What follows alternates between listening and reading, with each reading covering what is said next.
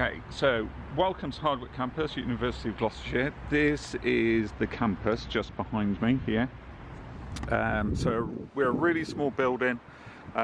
This is the full extent of it, and obviously the car park outside. These buildings over here are student accommodation. So when we talk about Hardwick student accommodation, you've literally come from the front door, which is here, and walk straight across the car park and then into the campus there. So if you're on Hardwick in terms of your accommodation, you can literally come out and be into lectures within sort of 2 or 3 minutes, to be honest with you. So one of the things I'm going to do is I'm just going to start, show you around campus really. So we start off in our refectory or our coffee pod area, as it's also known. Coffee pod's a really good area. You can get lattes in there, you can get cups of tea, you can get soft drinks, you can get cold drinks. There's free water there as well from a water cooler, but you can get sandwiches as well. If you wanted something a bit hotter, our other campus up at Francis Close Hall, FCH, that has a much bigger refectory that does hot and cold food. So that's only about 3 or 4 minute walk from us at Hardwick. So that's an option for you as well, if that's what you wanted to do. So outside of the coffee pod, we then come through, we've got 3 large printers. So we've got 2 24-inch printers and a 36-inch printer. And they're all connected to scanners as well. So the printers are really, really good quality. They're Epson printers. So they're at a professional level in terms of the quality of them. And absolutely, I would encourage you to use the Epson printers. There are occasions where it might be cheaper to get it through another resource, someone like DS Colour Labs or someone like that, but generally speaking, use the colour printers. Just off the refectory are the stairs that goes upstairs. So the campus itself there's only photography and fine art on the campus. So our fine art studios are on the ground floor, and we've got some upstairs on the upper floors as well. But the main thing for you in terms of photojournalism and documentary photography, the main thing for you is that on the upper floors we have our Mac suite. Now the Mac suite is very, very well furnished. We're very well filled out with Macs. There are 27 Macs, I believe, off the top of my head, in there. All of which have got the full Adobe suite. So you've got Adobe Premiere, Adobe Photoshop, you've got Adobe Lightroom, Bridge, Acrobat, the full Adobe suite. So the room is used for teaching, but it's generally available to everybody, and everybody can kind of come in and go and do a bit of work and then leave, obviously unless we're teaching in there. One of the things that we really do on the course is we really try and get you to show your work and put your work on the walls, because that's really important from our perspective. So throughout the campus you'll find a lot of PJD, photojournalism and documentary photography students' work, and we try and keep as much work on the walls as possible at all times. So one of the things that I will ask you probably in your first semester when you start is for work to be submitted to go onto the walls. And we think that's really important that you do that type of thing, because ultimately photography is about showing your work, not just about taking the pictures themselves. We have 3 studios within the University of Gloucestershire. We have a white studio, which is generally used for teaching, but it is there as a studio space as well. It's a really large open space, so you are able to get in there and do perhaps copy work on the floor and things like that. We've also got the daylight studio, which is exactly what it says. Daylight studio is north-facing windows. The interesting thing about the daylight studio is it is open at weekends, so if you are working on a portrait project, you can actually get in there on the weekend to be able to produce work. And then the final studio is the black studio. The black studio is bookable. There are 4 bays which you can do portrait work, or you can do product photography, or commercial work, and you can do that within one of the 4 bays, and you just simply book that with one of our technicians, and then the bay is yours for however long you need it. we have all the lights are available, all the studio flashes are there in the room ready to go, and my colleague Abby can actually book out flash packs as well, so you're able to hire flash packs to use with the flash heads in the studio. Our other teaching spaces include what we call the porter cabin. So this is a fairly new teaching space that was put in about 2 years ago, and this has 7 Macs and a teaching area as well. A lot of what you do on PJD, photojournalism and documentary photography, will actually take place in the porter cabin. So again, there's work on the walls for people to be aware of, and again, we'll ask you to put stuff up on the wall. So this is our photo stores that I'm in. We've got loads and loads and loads and loads of kit in here, as you can see. Turn my screen around. So we've got full frame Nikon, we've got crop frame Nikon, or crop sensor Nikon I should say. We've got loads and loads of cameras, plus loads and loads of camera kits as well, which are down here. And then we also have all the Nikon lenses to go alongside that as well, in ridiculous amounts of lenses, and then more cameras at the top. If I turn around this side, loads and loads of Hasselblads and lenses to go with them as well, and then Mamiya 645 lenses and Mamiya 645s again. And then if we come all the way down to the bottom, these big black boxes are all large format kits.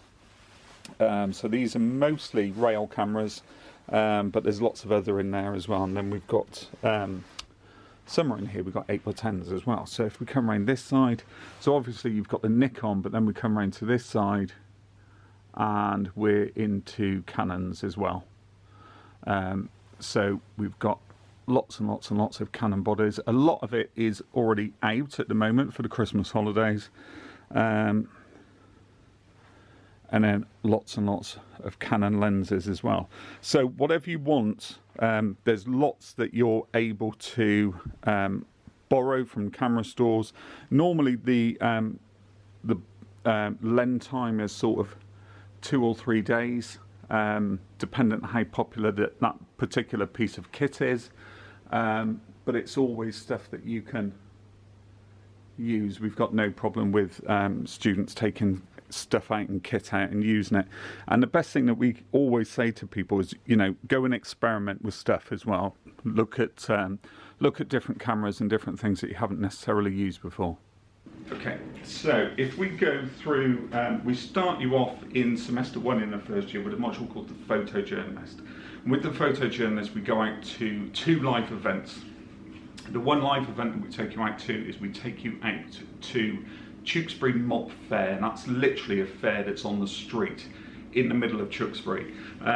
We go out there, myself and my colleague Andy come out with you. We find somewhere to set up a picture desk per se, and you guys go out into the streets of Tewkesbury and you document the fair. And then what you do is you come back to us at regular intervals wherever we are in town. It's normally a coffee shop or a room above a bar or something like that. And you come back to us, we up 2 Macs, and we literally give you live feedback on site. So you're not left on your own to go out and document something like a fair. You'll literally have us with you there.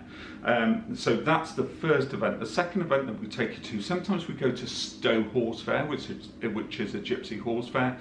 And other times we go to Gloucester Rugby, which is sort of 10-15 minutes up the road from Cheltenham. In both cases, again, we're on site. In the case of Stowe, we get a room above a coffee shop in Stowe itself. And with Gloucester Rugby, Andy lives in Gloucester, so we use Andy's front room, and you kind of come in and out of Andy's house. And the purpose of that module is really to get you to start thinking about shooting live events, whether that be a protest, whether that be a registered event like a rugby match or a football match or horse racing or whatever it is. Really that module is to get you thinking about that. As part of that, you also do a photo story of a subject of your own choice. So you propose it, we okay it, and then you go off and shoot that, and you make a short narrative of sort of 6 or 7 images and then submit that almost at Christmas. The other module that you do in semester 1, which you do with me, do a module called Photojournalism Fundamentals, which is all about the skills that photojournalists have to actually progress the work. It's a really important module because it's a module I wish I'd had when I started producing my own work. And when I graduated university, and there's things in there that I wasn't aware of. So we look at things like captioning, we look at certain software, we look at keywords, we look at the ethics of photojournalism and where your ethical dilemmas should be. And that kind of runs you up to Christmas as well. Within each semester, each year, you also do a theory module. So there's a short theory module of 15 cap point in every semester until you get to the third year, when of course it becomes a dissertation. We very often get students ask why they're doing theory modules and why they're doing theory instead of just practical, and it is to build you up towards that dissertation, because the dissertation becomes an important part of your overall grade when you graduate university, and to gain a BA honours you must undertake a dissertation. So the theory modules are there in the first year and second year to build you up towards that dissertation, so that you understand exactly what it is that you're going to be dealing with when you get to the third year. In the first year, you also do a module called Street and Studio, which is exactly what it says on the tin. It is street photography in one half, and it is studio photography in the other half. And with the street photography, we take you down to Bristol. You then undertake your own projects in a major city. So where is up to you. Some people have gone to London, other people have gone relatively local, so they've gone Bristol, Cardiff, Birmingham, Oxford, those type of areas. But if you want to go further afield and you want to go to London and do street photography, or if you want to go to a city closer to home, wherever home may be, that's also fine as well. With the studio element of that, we get a photographer called Tom Pilston come in. Tom is a very well-known celebrity portrait photographer, so he goes through the whole process of portraits. And we're not just talking about portraits in the studio, we're also talking about portraits outside of the studio as well, on location, so in people's homes or in people's gardens. So that's a really important part of it. And then finally, in the first year, you do a module called the photo story. With that module, the intention of that is to find a really compelling story that you can tell with pictures and actually replicate a magazine that story might be told in. So it starts to make you think about journalistic writing. It makes you start to think about how images can come together with words to create a story, and you would then, your final submission is you output that as a double-page spread from the magazine of your choice. Then going into the second year and third year, you will do documentary filmmaking, which you do with me, and within that module we go through capturing moving image, capturing audio, how to edit, how to bring it all together, how to distribute it. It's a very intense module, and there's a lot of learning in there. We talk a little bit about drones, but we don't go into it massively, which in later years we'll see more drone work coming in there. But really the intention of it is that you are making a short documentary film around a topic of your choice. And as I say, that topic is entirely up to you. It can be absolutely anything you like. We also do a module called Documentary Perspectives in the second year, which is based around creating an online book. So now we're starting to get you to think about publishing and how you can publish your images and self-publish and get your images out there. It is producing a book all the way up to getting it printed. So we go through all the steps with you, and then when it comes to getting it printed, what you do is you might put it as a book and upload it to something called Issue, which is an online bookstore. So that is the first part of that module, but the second part of that module is actually an exhibition. So you take some of your favourite images from that module and you would actually put on an exhibition with yourself and your student colleagues, and that would be somewhere off campus. So we don't like to do that one on campus, because what we want you to do is actually start to think about how you can put work together away from the relative safety of this campus. So we've done it at other campuses before, we've had galleries before. Where yours will go, we don't know at this moment, because we're a little way off that. But it would definitely be away from this campus. And then in the third year, it's all up to you. So everything's about you. So obviously there's a dissertation module. The topic of that dissertation is entirely up to you. You propose it and you write that. We also do a module called Final Major Project or Major Project, and that is a large body of work that you put together on the topic of your choice. Some people have chosen to output that as a gallery exhibition, other people have chosen to export that as a book, other people have decided to do that as a piece of moving image. The output and the content of that module is entirely up to you. You also do a module called Photographing the Real, and that is a bookmaking module. So for that module you actually output a physical blurb book. Again, around the topic of your choice, but the output is a book. So that's a really intense module that happens in semester 1.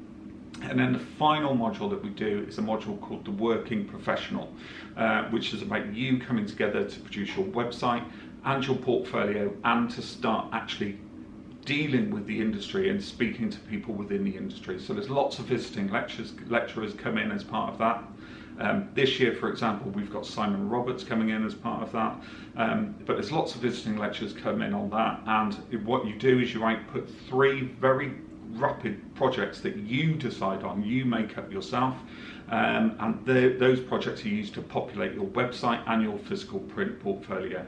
So, welcome to Francis Close Hall, or FCH as it's known. This is the building, as you see it from the street. But what I'm going to do, we're just going to go through to the library and I'll show you the refectory as well. So this is our refectory, where you can get tea and coffee, and also do hot food in here. I don't know if anyone's about, there may well be. But you can see just kind of this way, you can also get hot food and breakfast and things like that, but then you can also get cold snacks. There's also self-serve coffee available, but yeah, it's a really big space. And then we've also got space up the top there where you can sit and work. So I also wanted to show you this building behind me, which is our chapel. This is with Francis Close Hall. This is kind of like the Harry Potter campus is what they tend to call it, because you've got things that look like this, excuse the scaffolding at the moment, but you've got this building here, which is where our library is, and then you've got this huge building here. So Francis Close Hall is a very old building, but we'll go into the library now and I'll show you the photo books in that section. So this is our main library space. You can see that there's loads and loads and loads of resource in here that goes all the way round.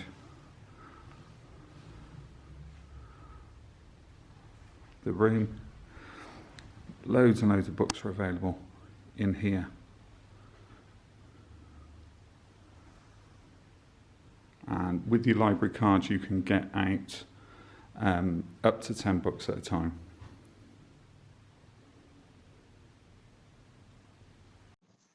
One thing I particularly like about Gloucester University would definitely be the quality of the teaching, combined with the amount of equipment and resources that we have available to us to help us complete our module.